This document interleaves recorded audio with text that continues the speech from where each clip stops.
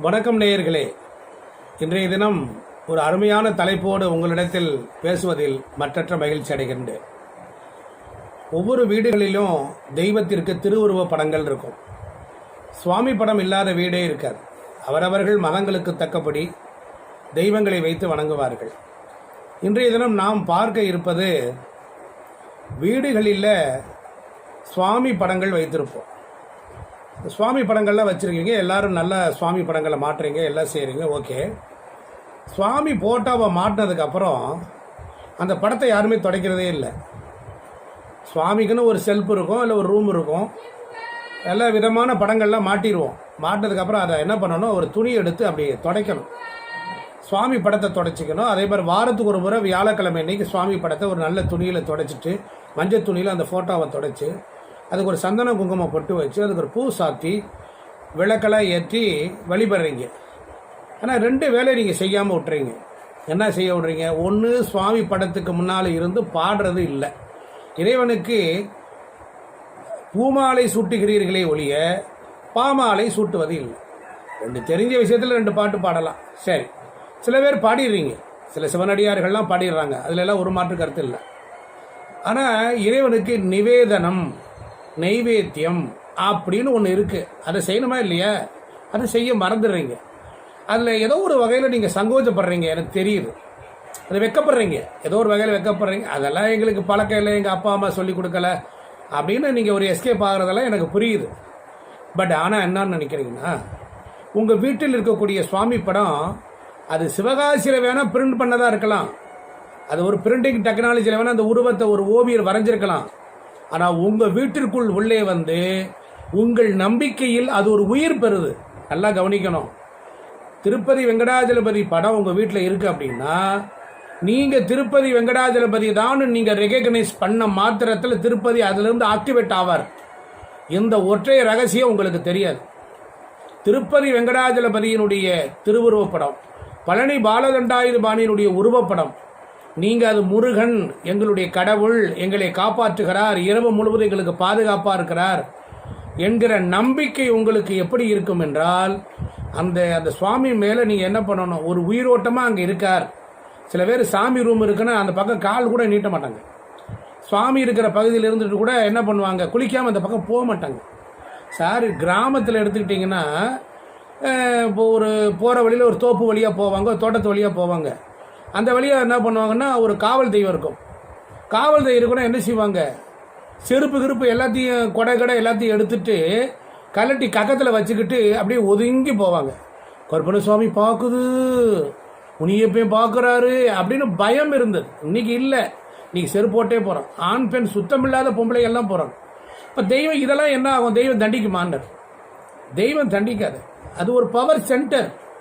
நீங்கள் டியூப்லைட் வீட்டில் மாட்டுறீங்கள, அந்த டியூப் லைட்டை நல்ல சுத்தமாக அடுப்படையில் மாட்டிருக்கீங்க.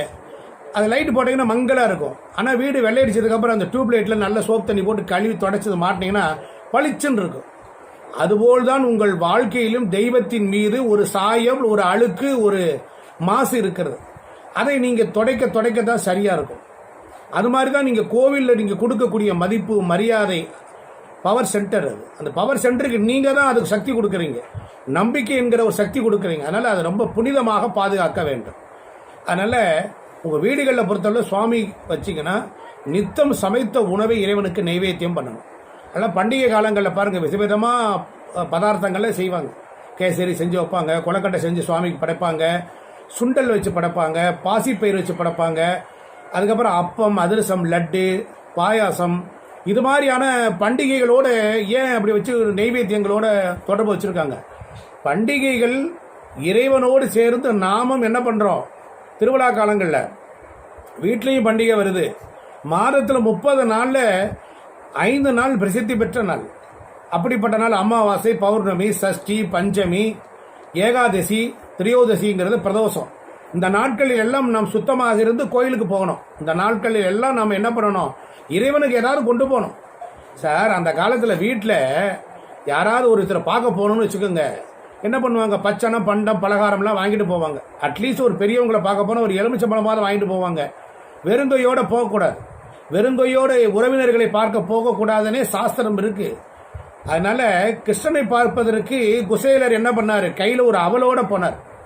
வாழ்க்கையில் இறை வழிபாட்டிலிருந்து நம்ம கற்றுக்கொள்ள வேண்டிய பாடங்கள் நிறைய இருக்குது. சரி, இப்போ வீட்டுக்கு வந்துட்டேன். சாமி படம் சார், நாங்கள் ஐயர் குடும்பம் இல்லை சார், நாங்கள் பாரம்பரியமாக வச்சு கும்பிட்றது இல்லை, ஏதோ ஒரு படம் வச்சு கும்பிட்றோம், எங்களுக்கு நைவேத்தியமெல்லாம் பண்ண தெரியாது அப்படின்னா ஒன்றவே வேண்டாம். உங்கள் வீட்டில் உங்கள் கடவுள் இருக்கிறார் என்கிற உயிர்ப்பு சக்தி உங்களிடத்தில் நம்பிக்கையாக இருந்தால் அந்த கடவுளுக்கு நீங்கள் சாப்பாடு கொடுத்தே ஆகணும். செம்பில் தண்ணி அவசியம் வச்சிருக்கணும். அதுபோல் என்ன பண்ணணும், நீங்கள் சமைச்ச சாதத்தை ஒரு சின்ன கிண்ணம், எச்சிப்படாத கிண்ணம், அந்த கிண்ணத்தில் சாப்பாடை வச்சு ஒரு பக்கத்தில் செம்பில் தண்ணி வச்சு, சுவாமி இந்த சாப்பாடுக்கு அப்படின்னாரு. யாராவது போல வீட்டுக்கு விருந்தால் வந்தால் என்ன பண்ணோம்? வரவேற்று கால் கழுவ தண்ணி, கை கழுவ தண்ணி, வாய் கொப்பளிக்க தண்ணி, குளிக்க தண்ணி கொடுக்குறோம். அதுக்கப்புறம் கை கழிக்க துண்டு கொடுக்குறோம். அப்புறமேல குடிக்க கொடுக்குறோம். அப்புறம் சாப்பிட கொடுக்குறோம். வெத்தலை பாக்கெல்லாம் கொடுப்போம். அதான் உபசரித்தல்னு பேர். அதுபோல் உங்கள் வீட்டில் இருக்கிற தெய்வத்தை நீங்கள் உபசரிக்கலைன்னா யார் உபசரிக்க போகிறா? அது என்ன அப்படியே நட்ட குத்தில் இருக்கிறதா? இது என்ன ஆர்டிஃபிஷியலா? இல்லை இல்லை. இரவு நேரத்தில் உங்களுக்கு ஒரு பாதுகாப்பு உணர்வை தர வேண்டுமானால் கடவுளினுடைய பிரதிபிம்பம் உங்கள்கிட்ட இருக்கணும். செல்போனில் நீங்கள் பேசணும் அப்படின்னா ஒரு சிப் இருக்கணும், உங்கள்ட்ட சிப் கார்டு இருக்கணும். அப்போ தான் ஒரு கம்பெனி மூலிமா வான்மண்டலத்தோடு தொடர்பு கொள்ள முடியும். அதுபோல் இறைவனோடு நீங்கள் தொடர்பு கொள்வதற்கு இறைவன் உங்களோடு தொடர்பு கொண்டு உங்கள் வாழ்க்கையில் உள்ள கஷ்டங்களையும் நஷ்டங்களையும் மாற்றி அமைக்க வேண்டுமானால் அவருடைய பிரதிநிதியாக அவருடைய உருவப்படம் நம்ம வீட்டில் இருக்கணும். அந்த படத்துக்கு நம்ம நல்ல ரெஸ்பான்ஸ் கொடுக்கணும். நல்ல சொட்ட திங்குறோம், நல்ல தாளிச்சு சாப்பிட்றோம், 2 இட்லிக்கு 4 சட்னி வச்சு திங்குறோம், பூரிக்கு விதவிதமாக மசாலா கலந்து சாப்பிட்றோம், நல்ல கறி எடுத்து சாப்பிட்றோம். அந்த உணர்வு தந்த இறைவனுக்கு நாம் என்ன பண்ணணும்? நல்ல பச்சை காய்கறிகளை கொடுக்கலாம், பழங்களை கொடுக்கலாம். அதுக்கப்புறம் என்ன செய்யணும்? சின்ன சின்ன ஒரு அச்சு வெல்லத்தை இறைவனுக்கு நைவேத்தியமாக படைக்கலாம். அதுக்கப்புறம் ஒரு சுண்டல் கடலையை வைக்கலாம், அவள் பொரியை வைக்கலாம். எதையாவது ஒன்று தின்பதை ஒரு குழந்தை என்ன சாப்பிடும் அது மாதிரி குழந்தையாக நினைச்சு பாவிக்கலாம். இதை பற்றி தான் இந்த எபிசோடில் நான் சொல்லியிருக்கேன். கண்டிப்பாக உங்கள் பூஜை அறையில் நிறகுடம் தண்ணி இருக்கணும், சுவாமிக்குன்னு தனியாக தண்ணி வச்சுருக்கணும். அதுக்கப்புறம் சாப்பாடு வைங்க, சமைச்ச சாப்பாடு ஒரு அரை கரண்டி வைங்க, அரை கரண்டி காக்காய்க்கு வைங்க. அது மாதிரி நினச்சி சுவாமி முன்னால் போங்க. சுவாமி இது நீங்கள் எனக்கு கொடுத்தது நான் உங்களுக்கு காட்டுறேன், திருப்பி எனக்கு மறவாமல் எனக்கு இதை கொடுங்கன்னு சொல்லி கேளுங்க. இப்படி அன்னச்சக்கரம் தர்ம சக்கரத்தோடு இணைந்திருக்கிறது. நல்லா கவனிக்கணும். அன்னச்சக்கரம் தர்ம சக்கரத்தோடு இருக்கிறது. உன்ன இறைவன் நமக்கு என்ன கொடுத்துருக்காரு? உண்ணும் போது இறைவனை எண்ணுவது சிறப்பு. கையளவு கவலம், ஒரு உருண்டை எடுத்து வாயில் சாப்பிட போகிறோம், கையளவு கவலம், கவலம்னு சொல்லுவாங்க சுத்தமான தமிழில். கையளவு கவலம், கண் சிமிட்டளவு நேரம் இறைவனை நினைக்க போதுமா? இப்போ உங்களுக்கு புரிஞ்சிருக்கும். உங்கள் வீட்டில் என்ன பண்ண போகிறீங்க? இப்போவே ஒரு புது பாத்திரம் வாங்குங்க, சுவாமிக்கு சாப்பாடு ரெடியாகி அவருக்கு வச்சு வீட்டுக்கு வந்த விருந்தாளி எப்படி கூப்பிட்றீங்க? சாப்பிடுங்கய்யா, மோர் குடிங்கய்யா, டீ குடிங்கய்யா, பால் சாப்பிட்றேன், ஹார்லிக்ஸ் போடவா, இப்போ எப்படி படுக்கை வச்சு கொடுக்குறீங்க, ஃபேன் போட்டு கொடுக்குறீங்க, உபசரிக்கிறீங்க. அது மாதிரி கடவுளை நீங்கள் உபசரிக்க ஆரம்பித்தால் நீங்களும் ஒரு செல்வந்தர் தான். கடவுளுக்கு உங்கள் வீடு தேடி அங்கே தங்க வந்து விடுவார். இதை மறந்து போன நம்முடைய தமிழகத்தின் மக்களின் வாழ்வை நான் நினைவுபடுத்தி சொல்கிறேன். இந்த வீடியோவை பார்த்து நிறைய பேர்கள் உங்கள் வாழ்க்கையில் இறைவனுக்கு உணவு படைக்க வேண்டும் என்று கேட்டுக்கொள்கிறேன்.